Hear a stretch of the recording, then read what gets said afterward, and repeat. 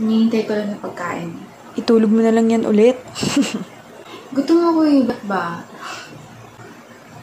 Oh, wait. Andiyan na yata yung in-order ko. Wait. Ito na, bubuksan ko na yung pinto.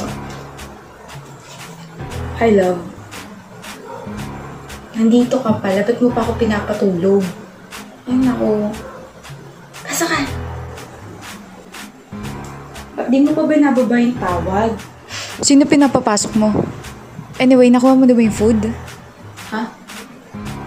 Sabi ko kung nakuha mo na ba yung food. Kalil? Nasaan ka? Sa bahay. Kung nandyan ka.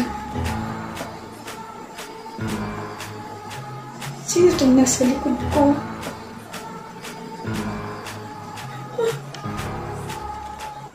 Sama ka sa akin?